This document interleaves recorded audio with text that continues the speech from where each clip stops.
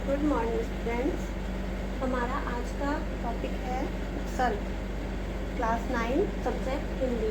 तो बच्चों, आज हम व्याकरण में उपसर्ग पढ़ेंगे। उपसर्ग मैंने आपको पहले भी पढ़ाए हैं, इसे एक बार मैं आपको रिवाइज करा रही हूँ। उपसर्ग क्या होता है? उपसर्ग शब्दों के वे अंश हैं जो किसी शब्द के आरंभ में लगकर उसके अर्थ को बदल देते हैं। शब्दों के वे अंश हैं जो किसी शब्द के आरंभ में लगकर, आरंभ का अर्थ है पहले, शब्द के पहले आकर उस शब्द का अर्थ बदल देते हैं। फिर से एक बार इसकी परिभाषा। उपसर्ग शब्दों के वे अंश हैं जो किसी शब्द के आरंभ में लगकर, आरंभ मतलब शुरू में लगकर उसके अर्थ का बदल देते हैं। जैसे आ एक उपसर्ग है, इसका अर्थ है, हर उपसर्ग का बच्चों अर्थ होता है। आ का अर्थ है तक, पूर्ण। जैसे आ जीवन, जीवन शब्द है, इसके साथ मैंने आ उपसर्ग का प्रयोग किया, आजीवन। आजीवन यानी कि पूरे जीवन तक या पूर्ण जीवन, संपूर्ण जीवन। जैसे ये आ हुआ, इसका अर्थ हुआ तक और पूर्ण। जीवन के साथ जब मैंने इसे जोड़ दिया तो जीवन तो हो गया कि जीवन, जिंदगी आपकी, और आ लगने पर हो गया पूर्ण जीवन, पूरे जीवन। दूसरा है अनु। अनु का अर्थ है सामान या पीछे, तो अनुमान यानी कि अनुमान। अनु के साथ जब हमने मान जोड़ा तो ये बन गया अनुमान। तो इस तरह से बच्चों उपसर्ग होते हैं जो कि शब्द के आरंभ में लगकर उस शब्द का अर्थ बदल देते हैं। तो उपसर्ग बच्चों 3 प्रकार के होते हैं। संस्कृत के उपसर्ग होते हैं, हिंदी के होते हैं, कुछ होते हैं अरबी और फारसी के उपसर्ग। तो आइए बच्चों, अब हम पढ़ते हैं संस्कृत के उपसर्ग यानी कि तत्सम शब्दों के उपसर्ग। उपसर्ग आप समझ गए कि शब्द के पहले आने वाले वो अंश जो कि शब्द का अर्थ बदल देते हैं, उपसर्ग कहलाते हैं। पहला देखिए अ है कमी, अभाव। अ उपसर्ग का अर्थ होता है कमी होना, अभाव होना। जब हमने अ उपसर्ग को शब्द के साथ प्रयोग किया, जैसे समर्थ, असमर्थ, समर्थ के साथ मैंने अ को जोड़ा तो वो क्या हो गया? असमर्थ। समर्थ क्या होता है? किसी चीज के काबिल होना। तो जब असमर्थ आ गया, इसका मतलब क्या है कि वो समर्थ नहीं है, उसके लायक नहीं है। अधर्म, यहाँ पे धर्म का अभाव, अधर्म, धर्म का न होना। यहाँ पे सामर्थ्य की कमी होना, यहाँ पे धर्म का न होना, अभाव होना या कमी होना, जब अ लग गया यहाँ पर धर्म के साथ। दूसरा उपसर्ग देखो बच्चों, अति। अति, अति उपसर्ग का अर्थ हो गया अधिक। अधिक मतलब ज्यादा। जब हमने अति को भार के साथ जोड़ा तो बन गया अति भार, बहुत ज्यादा भारी। अतिरिक्त, रिक्त के साथ रिक्त होता है खाली, उसके साथ अति जोड़ा तो ज्यादा खाली हो जाना, अधिक खाली हो जाना, अतिरिक्त हो गया। तीसरा उपसर्ग देखो बच्चों, अप का अर्थ है यहाँ पर बुरा। अब उपसर्ग का अर्थ हो गया बुरा। अपमान, मान के साथ जब हमने अप शब्द जोड़ दिया तो क्या हो गया? अपमान, किसी का अपमान करना। शब्द, अपशब्द, शब्द के साथ जब मैंने अप उपसर्ग लगाया तो ये बन गया अपशब्द, यानी कि किसी को बुरा शब्द कहा, अपशब्द। फिर देखिए उत, यहाँ देखो बच्चों उत, ये है उत उपसर्ग। उत उपसर्ग में इसका अर्थ है श्रेष्ठ या ऊपर। उत, यहाँ पे आप देख रहे हैं तय पर मैंने हलंत लगाया है। तय पर हलंत लगे होने का अर्थ है कि ये जो त है ये अधूरा है, आधा, यानी कि ये व्यंजन रहित है, स्वर रहित है, सॉरी।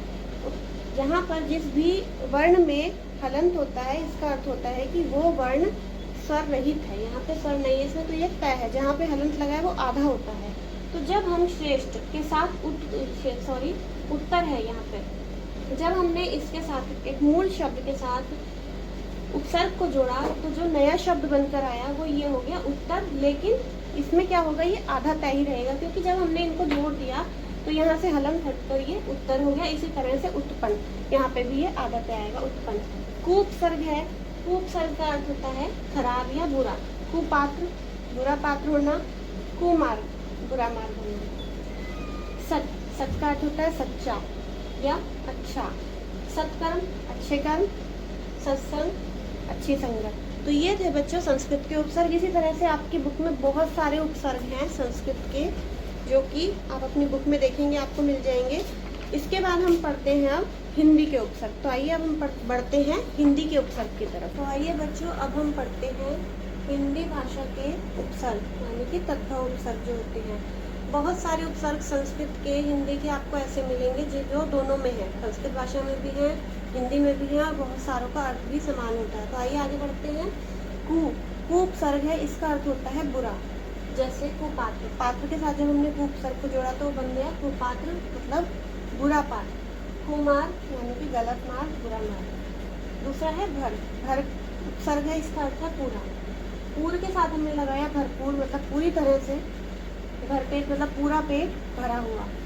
फिर है पर उपसर्ग है, इसका अर्थ है दूसरा या दूसरी पीढ़ी का। पर का हो गया अर्थ दूसरा या दूसरी पीढ़ी का, जैसे परदादा। अब दादा जो हैं तो दादा हो गए, एक उनसे भी ऊपर, उनके भी पिता, तो वो दूसरी पीढ़ी हो गई। एक पीढ़ी हमारी हुई, दूसरी पीढ़ी हुई तो परदादा। परोपकार यानी कि दूसरों पर उपकार। परोपकार, पर प्लस उपकार यानी कि दूसरे पर उपकार करना। अन का है यहाँ पे अर्थ कमी, निषेध। अनपढ़, पढ़ा हुआ मतलब जिसमें अनपढ़ मतलब जो पढ़ा हुआ ना हो। निषेध का अर्थ होता है न होना, अनपढ़ का अर्थ हो गया पढ़ा हुआ न होना, जो पढ़ा हुआ नहीं है। अनहोनी, ऐसा कुछ हो जाना जो नहीं होना चाहिए था। जैसे यहाँ पे निषेध है, निषेध का अर्थ हो गया नहीं, ना होना, जो नहीं होना चाहिए था, तो ये अन का हो गया। फिर है चौ, चौ का अर्थ है चार। चौपाया, चार पैरों वाला। चौराहा, जो चार राहें जहाँ पर हो, जहाँ से निकलती हो, तो ये चौ है। इसी तरह से बच्चों हिंदी के भी काफ़ी सारे उपसर्ग हैं आपकी बुक में, आप वो सभी पढ़ लेंगे। और अब हम बढ़ते हैं अरबी फारसी वगैरह के उपसर्ग की तरफ। ये बच्चों अब पढ़ते हैं आगत उपसर्ग। आगत उपसर्ग क्या होते हैं? जो हिंदी भाषा में अन्य भाषाओं से आते हैं, जैसे अरबी, फारसी, अंग्रेजी भाषा से जो उपसर्ग आए हैं हिंदी भाषा में, वो आगत उपसर्ग कहलाते हैं। जैसे बे, बे का अर्थ है बिना या कमी। बेदाग मतलब बिना दाग के।